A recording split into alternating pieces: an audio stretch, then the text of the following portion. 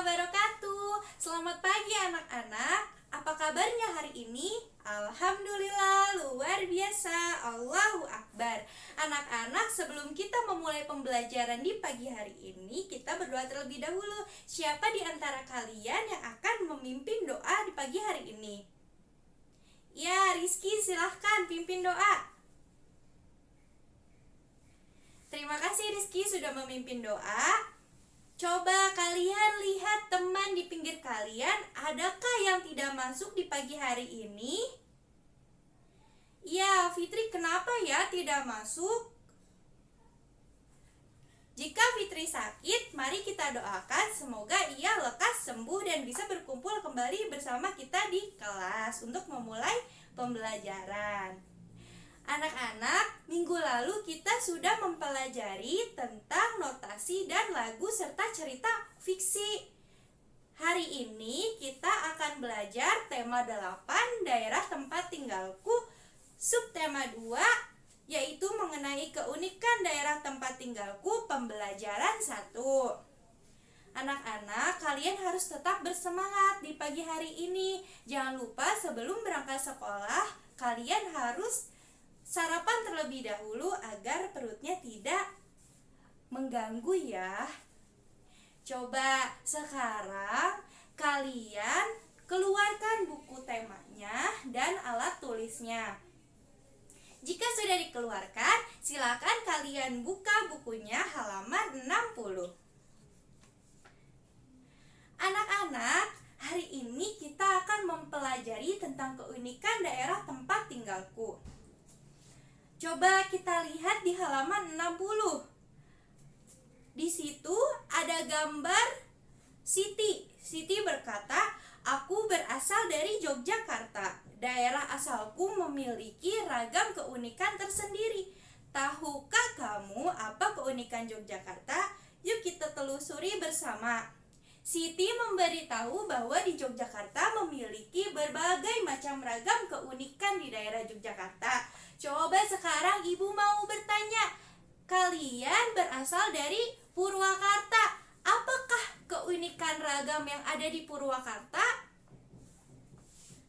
Keunikan ragam yang ada di Purwakarta, ibu akan memberi contoh. Yang pertama itu ada air mancur Situ Bulet.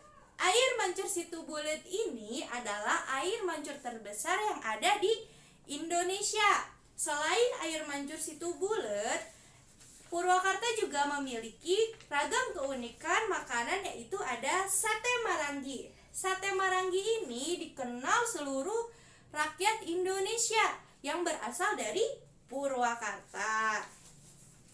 Coba anak-anak kalian lihat di halaman 60. Siti berasal dari daerah istimewa Yogyakarta. Siti bercerita tentang daerah asalnya. Bersama Siti, mari kita cari tahu lebih lanjut mengenai keunikan daerah istimewa Yogyakarta. Coba kita ayo mengamati sekarang. Di buku halaman 60, Siti menunjukkan beberapa foto yang diambil saat dia mengunjungi daerah istimewa Yogyakarta. Foto-foto ini merupakan salah satu keanekaragaman keunikan daerah tempat tinggal yang ada di daerah istimewa Yogyakarta. Ya, coba kita lihat yang pertama. Itu ada simbol Tugu Yogyakarta. Simbol Tugu Yogyakarta ini merupakan keunikan daerah yang ada di Yogyakarta yang pastinya akan kita temukan di Yogyakarta ketika kita melewati kota Yogyakarta dan ada di pusat kota tersebut. Selanjutnya ada tempat wisata Candi Prambanan. Selain tempat wisata Candi Prambanan dan Tugu Yogyakarta, Yogyakarta juga memiliki keunikan, yaitu ada upacara adat Grebeg Mulut. Lalu ada transportasi andong. Anak-anak, setiap daerah pasti memiliki keunikan tersendiri. Salah satunya seperti kita tadi sudah menyebutkan bahwa Purwakarta memiliki keunikan daerahnya. Terus lalu juga pastinya ada dari Bandung. Bandung juga memiliki daerah keunikannya tersendiri. Terus lalu ada Karawang, memiliki keunikan daerahnya tersendiri. Nah, coba kita lihat lagi di halaman 61. Silakan kalian buka bukunya halaman 61. Tahukah kamu apa keunikan daerah tempat tinggalmu? Tuliskan keunikan daerah tempat tinggalmu dalam kolom berikut. Nanti kalian silahkan kerjakan di buku halaman 60 sesuai dengan perintah yang ada di buku mengenai keunikan ragam yang ada di daerah tempat tinggal kalian. Coba kita lihat di halaman 61. Dari salah satu keunikan yang ada di daerah istimewa Yogyakarta, salah satunya adalah Candi Prambanan. Candi Prambanan ini merupakan candi yang ada di Yogyakarta dan terletak di perbatasan Provinsi Daerah Istimewa Yogyakarta dan Jawa Tengah. Candi ini memiliki asal-usul. Nah, asal-usul candi ini berupa cerita fiksi. Apakah kalian tahu cerita fiksi? Cerita fiksi adalah suatu karya sastra yang sifatnya imajinasi atau cerita rekaan dari penulis serta tidak berdasarkan kisah yang nyata. Jadi imajinasi ini, penulis ini dibuat berdasarkan pengalaman pribadi penulis, lalu pengetahuan, lalu pandangan atau penilaian terhadap sebuah peristiwa yang dikemas sesuai imajinasi penulis. Kalian pernah tidak membaca sebuah cerita fiksi? Coba ibu mau tanya, di daerah kalian ada tidak cerita fiksi yang menggambarkan asal-usul cerita daerah kalian? Jika kalian tidak mengetahui, bahkan belum mengetahui, ibu akan menugaskan bahwa kalian untuk mencari dan menanyakan melalui internet atau menanyakan melalui orang tua tentang asal-usul cerita yang ada di daerah kalian. Nah, anak-anak, selanjutnya coba kalian buka halaman 62. Ayo membaca. Anak-anak, di sini kita akan membaca bersama-sama cerita fiksi mengenai Roro Jonggrang. Yuk kita baca bersama-sama cerita fiksi tentang Roro Jonggrang. Roro Jonggrang. Kalian perhatikan bukunya ya dan baca bersama-sama dengan ibu. Roro Jonggrang adalah seorang putri dari kerajaan Prambanan. Raja Prambanan, ayah Roro Jonggrang, gugur dalam pertarungan melawan Bandung Bondowoso dan kerajaan Pengging. Akibatnya, Bandung Bondowoso menguasai kerajaan Prambanan. Bandung Bondowoso yang tamak menginginkan Roro Jonggrang sebagai permaisurinya. Roro Jonggrang yang tidak mau diperistri oleh Bandung Bondowoso pun mengajukan sebuah syarat. Aku bersedia menjadi permaisurimu, Bandung Bondowoso, tetapi ada syarat yang harus kau penuhi. Jika berhasil, aku akan menikah denganmu. Namun, jika kau gagal, izinkan aku pergi, kata Roro Jonggrang. Apapun yang kau minta akan aku penuhi. Roro Jonggrang, jika aku gagal memenuhinya, aku akan mengembalikan kerajaan ini kepadamu, sahut Bandung Bondowoso secara angkuh. Aku minta kau membangun 1000 candi untukku. Semua harus selesai sebelum matahari terbit besok, kata Roro Jonggrang. Baiklah, aku pasti berhasil memenuhi syarat yang kau buat, jawab Bandung Bondowoso secara angkuh. Bandung Bondowoso meminta bantuan pasukan jin untuk membangun 1000 candi. Dalam sekejap, bangunan candi mulai tampak. Roro Jonggrang panik. Dia mengadu kepada Bisumi, dayang kepercayaannya. Bisumi mempunyai ide untuk menggagalkan pekerjaan Bandung Bondowoso. Dia segera memerintahkan para dayang untuk menumbuk lesung dan membakar jerami. Suara lesung bertalu-talu dan semburat api yang memerah di langit membuat suasana seperti pagi hari. Ayam-ayam jantan berkokok, bersaut-sahutan. Mendengar kokok ayam jantan, pasukan jin pun terkejut. Hari sudah pagi, kami harus pergi, teriak pasukan jin sambil bergegas, meninggalkan Bandung Bondowoso dan candi-candi yang telah mereka bangun. Roro Jonggrang mendatangi Bandung Bondowoso. Roro Jonggrang segera menghitung candi-candi yang sudah selesai. Candi-candi ini hanya ada 999, kurang satu candi, kata Roro Jonggrang kepada Bandung Bondowoso. Bandung Bondowoso tidak percaya dengan perkataan Roro Jonggrang. Dia segera menghitung banyak candi dan ternyata memang benar, hanya ada 999 candi. Bandung Bondowoso marah besar. Aku tidak akan kalah, Roro Jonggrang. Aku akan mendapatkan 1000 candi seperti yang kau inginkan. Kenyataannya, candi yang kau buat kurang satu, Bandung Bondowoso. Kau tetap harus menepati janjimu, sahut Roro Jonggrang. Kalau begitu, kuubah kau menjadi candi ke-1000.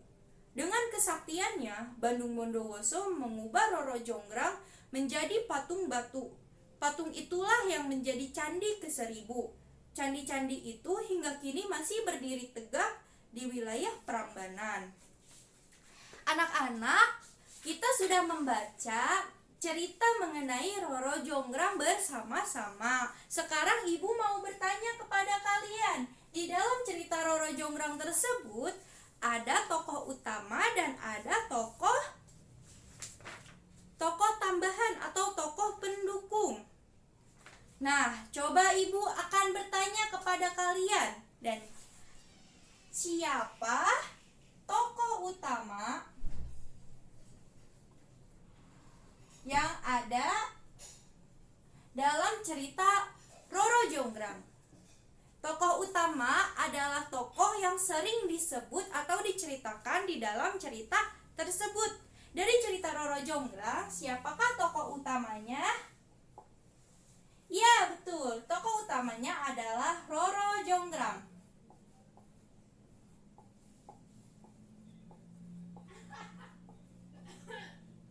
Lalu, ada siapa lagi selain Roro Jonggrang? Ya, ada Bandung Bondowoso.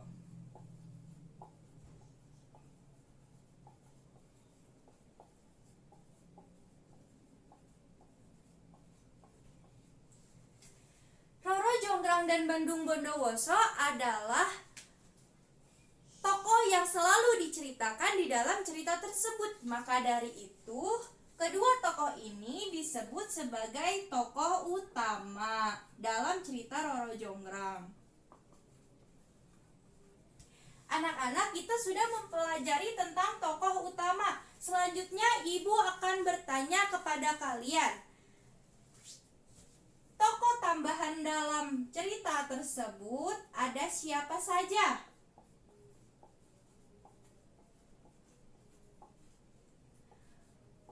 Tokoh tambahan atau tokoh pendukung dalam cerita tersebut yaitu yang pertama ada Ayah Roro Jonggrang.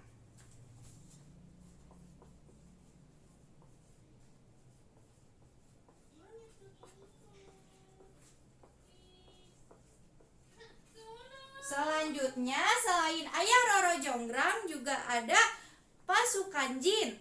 Kita tulis bersama-sama ya, pasukan jin. Selain pasukan jin, ada juga Bisumi. Bisumi sebagai daya kepercayaan Roro Jonggrang. Anak-anak, ibu telah menuliskan tokoh utama dan tokoh tambahan yang ada di dalam cerita Roro Jonggrang ini pada papan tulis. Sekarang coba ibu meminta kalian untuk menulisnya di buku tulis kalian. Silakan tulis ya anak-anak.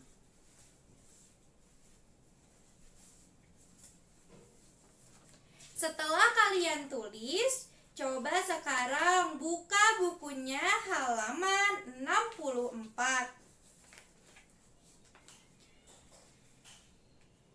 Lihat dan amati gambar yang ada di dalam buku halaman 64 ini. Ayo mengamati.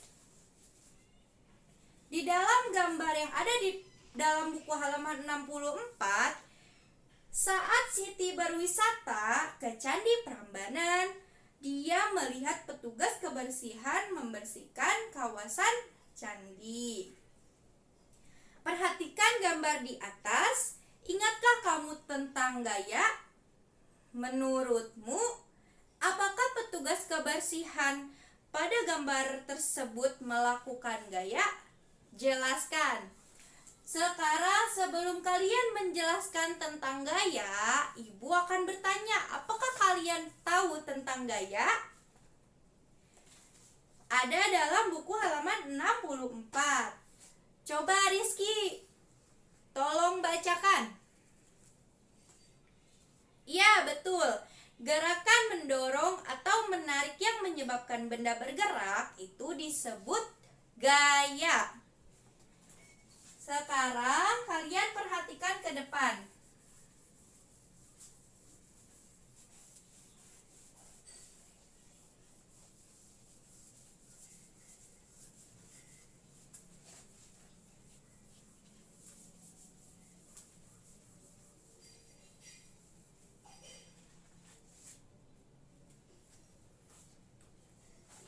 Contoh-contoh gaya itu ada berbagai macam.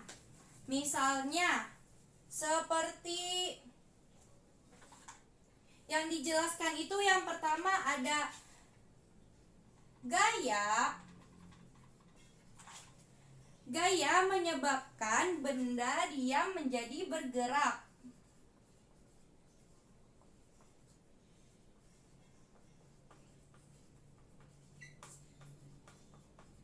Benda diam bergerak.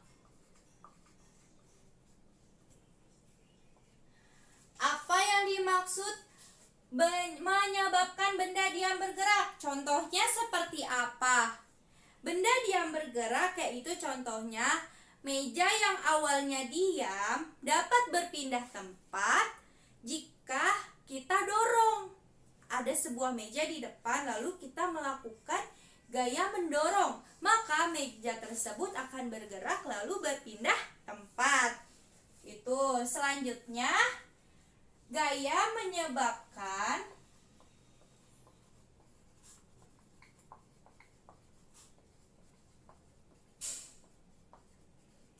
benda bergerak diam.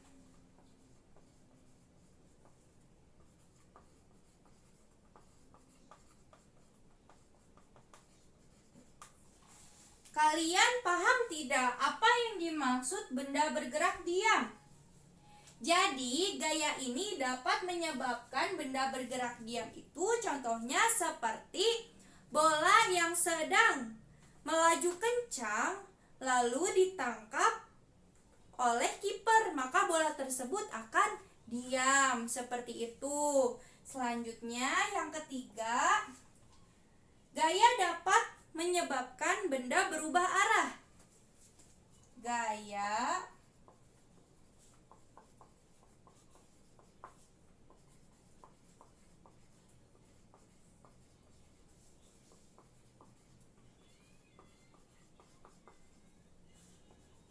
benda berubah arah. Contoh dari gaya dapat menyebabkan benda berubah arah itu seperti apa? Jika kita melemparkan bola pingpong atau bola kasti atau bola voli ke tembok, maka pantulannya tersebut akan berubah arah. Seperti itu contohnya. Lalu yang keempat itu ada gaya dapat menyebabkan benda bergerak lebih cepat.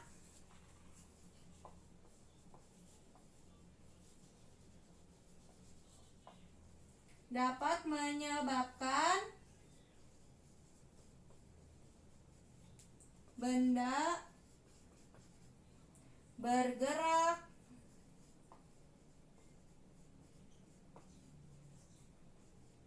lebih cepat.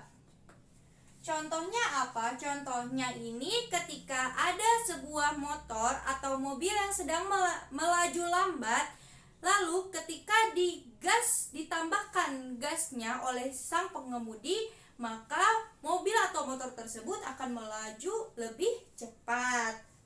Selanjutnya, yang terakhir itu ada gaya dapat mengubah bentuk benda.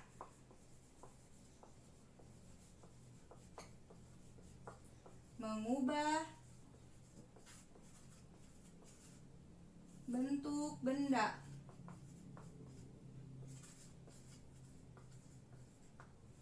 Apa contohnya gaya dapat mengubah bentuk benda? Contohnya itu adalah kaleng minuman yang kosong, lalu kita beri gaya diinjak, lalu kita injak dengan keras, maka kain tersebut akan penyok. Lalu selanjutnya selain kaleng tersebut itu ada plastisin. Plastisin berubah bentuk jika kita berikan tekanan. Jadi plastisin yang tadinya berbentuk kotak, lalu kita berikan tekanan dengan ditekan, maka ia akan gepeng.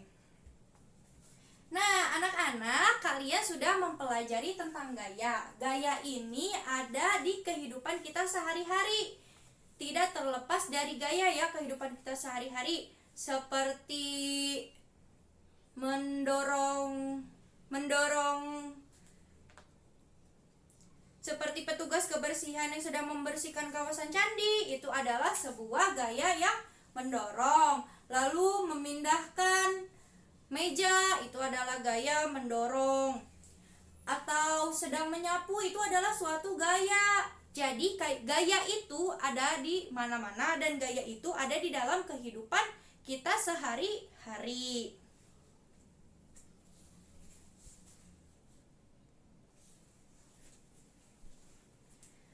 Alhamdulillah anak-anak, pembelajaran kita hari ini sudah selesai. Ibu ingin bertanya, di antara kalian siapa yang akan menyimpulkan pembelajaran hari ini? Coba kita bersama-sama simpulkan. Kita sudah mempelajari apa saja ya hari ini? Cerita fiksi, terus gaya. Lalu kita mengidentifikasi tokoh utama dan tokoh tambahan yang ada di dalam cerita fiksi. Sebelum menutup pembelajaran hari ini, Ibu akan mengadakan sesi tanya jawab. Di antara kalian, siapa ada yang belum mengerti tentang pembelajaran hari ini? Atau ada yang ingin ditanyakan tidak? Jika tidak ada, mari Ibu akan menunjuk satu siswa untuk menyampaikan pendapatnya tentang pembelajaran hari ini. Tadi Rizky sudah, sekarang ganti Haikal. Haikal, silahkan sampaikan pendapatnya tentang pembelajaran hari ini. Pembelajaran hari ini sangat menyenangkan karena kita mempelajari tentang cerita asal-usul daerah, lalu juga keunikan di tempat tinggal kita, dan gaya yang ada di dalam kehidupan sehari-hari. Anak-anak, tetaplah bersemangat dalam belajar untuk menggapai cita-cita kalian. Jangan malas dan lawan rasa malas tersebut. Sebelum kita pulang, alangkah lebih baiknya kita berdoa terlebih dahulu. Tadi waktu pagi Rizky telah memimpin doa, sekarang gantian Faisal yang memimpin doa. Silahkan Faisal pimpin doa. Terima kasih Faisal sudah memimpin doa. Anak-anak, terima kasih atas pembelajarannya hari ini. Kita lakukan bersama-sama. Semoga pembelajaran yang Ibu berikan kepada kalian dapat bermanfaat bagi kalian. Jangan lupa untuk terus belajar di rumah dan kerjakan tugas-tugasnya ya. Terima kasih. Wassalamualaikum warahmatullahi wabarakatuh.